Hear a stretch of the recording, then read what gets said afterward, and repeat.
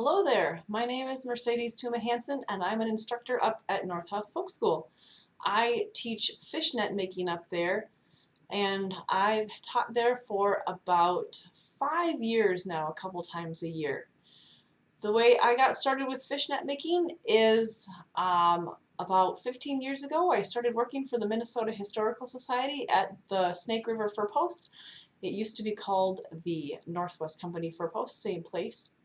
And um, up there, it's so neat. They taught us all sorts of historical skills as tour guides. So I got to learn how to gather birch bark and basswood bark, how to gather different plants that are natural foods and medicines, and we even made a fishnet together. We did a really basic fishnet there, and I was just really intrigued and interested and wanted to learn more. So on my own, I found a little bit of resources and experimented and watched some online videos. I found a Russian lady in her little cabin, a very elderly Russian lady doing fishnet making and explaining it in Russian, I'm sure. And even though I was a Russian minor in college, I could not understand what she was explaining. So I've practiced and expanded my skills and just think it's really fun. I love net making because it's very rhythmic and hypnotic, and I really love handling all the different kind of natural fibers. I have a net here that I'm going to be showing you a little bit on, and this net is made out of jute twine that's really easy to find at the hardware store, so you don't have to use anything fancy and hard to get your hands on. I also really like using cotton. This is a cotton thread that I also buy at the hardware store in bulk because I go through a lot of it. Feels really nice and smooth, and what's nice about using cotton is that it's washable by hand. You can wash it in the sink, so it makes handy grocery carrying bags or other things that you're going to want to be able to clean.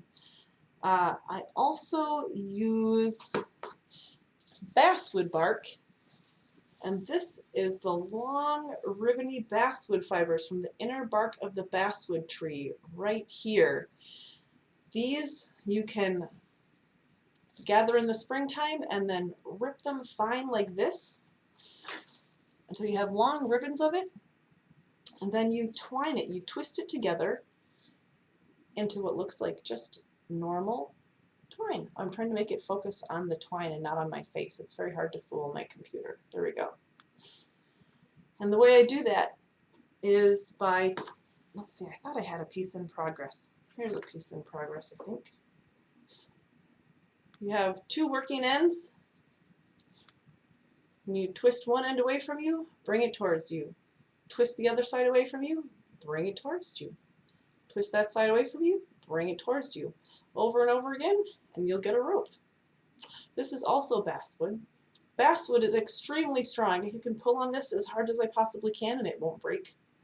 Oh, and I also have over here, this is linen tow. Was anybody ever called a tow head as a kid? Here's my fun trivia about this. The place that comes from is the color of the linen tow. You're blonde if you're a tow head. And also you all have a tow rope that maybe you've used on your truck, or maybe you've had the pleasure of someone use a tow rope to tow you out of somewhere. That comes, the verb to tow something also comes from linen tow. These are the leftover fibers from flax plants after you pull out the finer, thinner fibers that you're going to weave into fabric. But these are still really strong, so when they twist these into rope, it's a really strong rope, and that's your tow rope. Hence tow rope, the verb tow, and tow head. So, net making. Here's my practice net. Lots of people have helped me with this net. I've dragged it all over the place. And what I love to say about net making is it's very forgiving. It's hard to screw up a net irreversibly. You can always fix it on the next row. People ask me, is net making like knitting? Is it like macrame? And sort of, but it's also its own thing. And the cool thing about net making is there's just one knot that you have to learn how to make. It's called the sheet bend, like the sheets on your bed if you were to bend them. And I need just two tools to do net making. I need my spacer and I like to label mine with how wide they are so it's easy to tell which is the right tool for the project. Spacer and my shuttle. Here's a shuttle with no twine on it so you can see what they look like.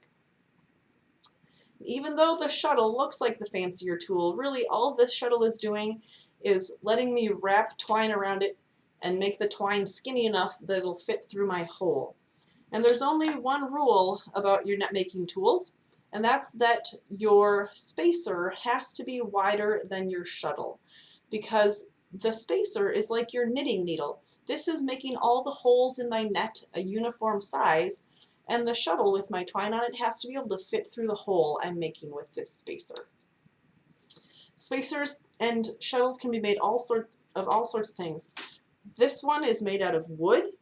I like to use wood Venetian blinds because they're already painted and finished really smooth, and they come in different widths. So if it's not the right width, you cut it to the width you want and it's all ready to go. Painted, nice and sanded. When I first started out, I bought my spacers and shuttles made out of plastic because I have zero woodworking skills, so I'm not able to carve this on my own. Let me get this out of the way here. As much as it is fun to talk to you like I'm caught in a fishnet. Here's a shuttle made out of wood. These are really old ones, and here's a double shuttle that I got these two from a really cranky old guy vendor at a gun show some years ago. You really had to want what that guy was selling. But I did. I wanted his really cool old handmade shuttles that I could tell had a lot of love and use. You can have little shuttles for little nets. You can have big shuttles for big nets. Now, oh, I have to hold it back. This one is probably 18, 20 inches long.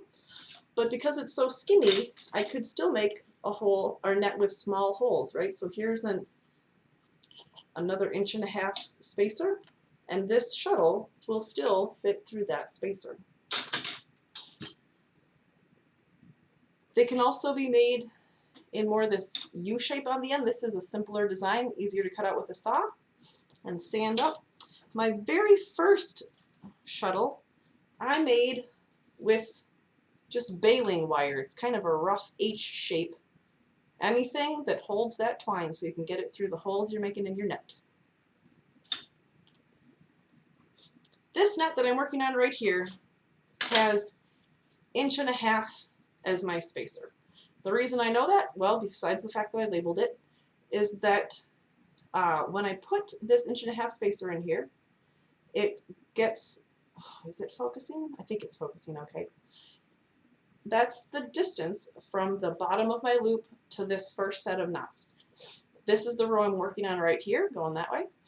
And then if I raise it up, you can see that the row above is also 1.5 inches. So the size of my holes from top to bottom is 3 inches.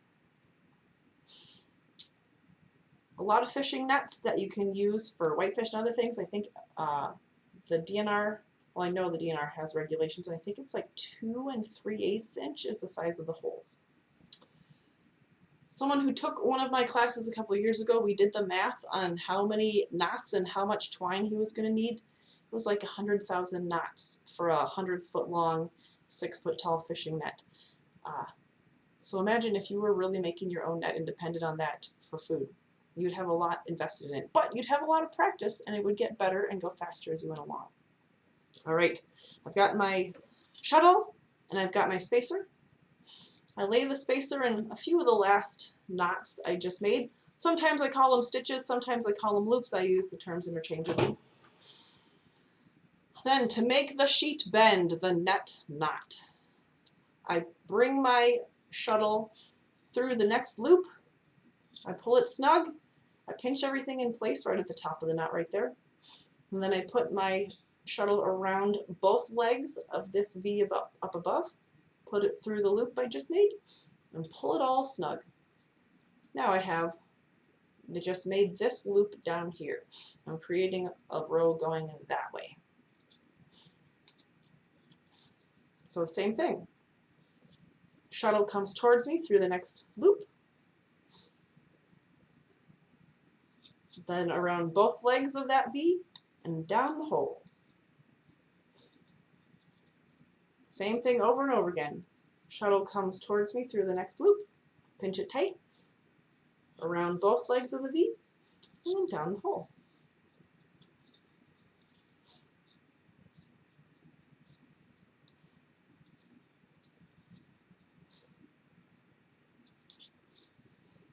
When my twine starts to get kinked up like this, that's because I'm twisting it against its natural twist. So I have to figure out which way to untwist it to take that tension out. All right.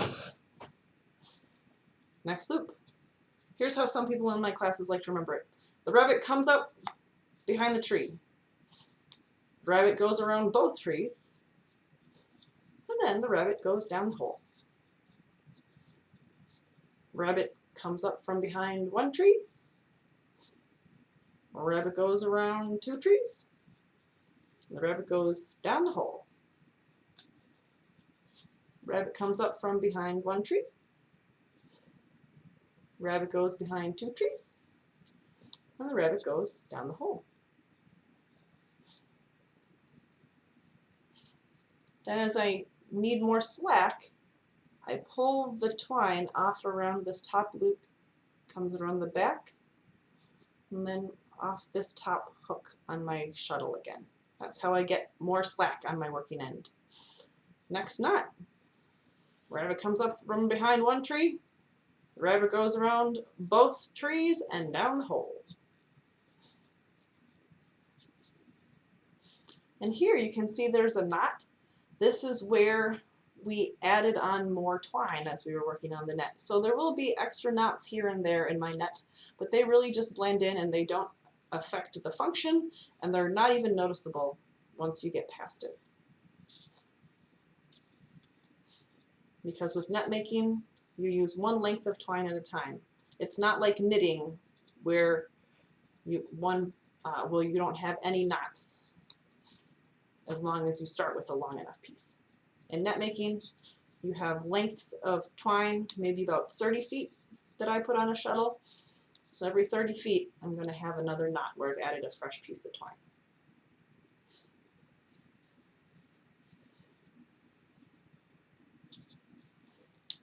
All right, that's pretty small and hard to see.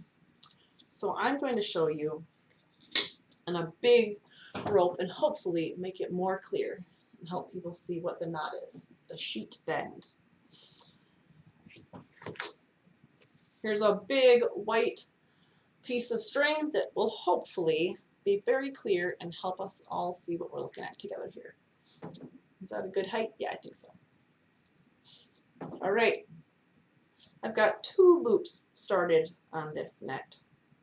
This is how all nets start, is a long chain, single chain of meshes, is what they're also called, and then I'll rotate it this way so all these loops, if my fingers are holes in the net, then become the top layer, like the top of my net going across here. All right, and this net, I believe I was using a 2-inch spacer. Yep.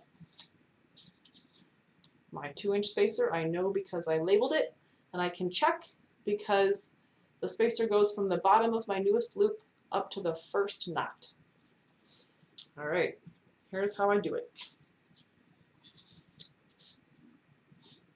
When I'm making a new chain of meshes, I always work from my left to my right. I think it's probably mirrored for you. The spacer always goes below the last completed loop because this one's already done. I'm creating the next one right down here. So my spacer goes down there. Then I make that sheet bend. The shuttle goes through the last completed loop. I pinch everything stable right here. My shuttle goes around that whole loop right above and then down the hole that I just created and pull it all snug. And then I just made this loop right here. Now to keep going, I flip that so that I can work from my left to my right again. I set my spacer below the last completed loop, which is this one. And I do that same knot. I need a little, my Shuttle was all twisted too tight, so I give it a half untwist to get a little more slack on my working end here. All right, spacer or shuttle goes through the last completed loop, pull it snug, pinch everything tight. Then my shuttle goes around both legs of the tree and down the hole. And I keep everything steady and pinched right here with my left hand until I pull that knot tight. I end up with a knot. Gosh, I don't know how well this will show, but it looks, if I put it in front of my face and force my computer to focus on it, you see that it's an even triangle. I like to think it looks a little bit like a Mercedes-Benz symbol since my name is Mercedes, but that's how I know that I have the correct knot. I'll do a couple more. I flipped it over so I can work from my left to my right. I lay the spacer underneath the last completed loop. Whoops, flipped it the wrong way. Untwist the kinks in my twine. All right, starting fresh. Lay my spacer underneath the last completed loop. Shuttle comes up through that loop. Pull everything snug at the top of my spacer here. Shuttle goes around both legs of that last completed loop and then down the hole in my twine, and I pull it snug. When I make the knot correctly, everything stays snug and held in place. If this knot has accidentally slipped below, I can tell for two reasons. The loops above aren't held in place. They slide back and forth. That won't happen if my knot is tied correctly. And when you look closely at the knot, that does not look like a Mercedes-Benz symbol. It looks kind of like a loop and a slip knot. So to correct that, I loosen up the knot and I push it back into the crotch of the V up above it and pull it snug, and then ta-da! I have my Mercedes-Benz symbol. So I know I have the right knot. So after doing that over and over and over again, you too can have your own homemade fishnet. I'll unloop that so you can get a little look at it. Jute is a really nice material to work with. I've got my spool of it here. Easy to get a hold of, cheap to practice with, hard to go wrong. Thanks for watching, everybody, and I hope you're enjoying North House's videos online. Take care. Bye.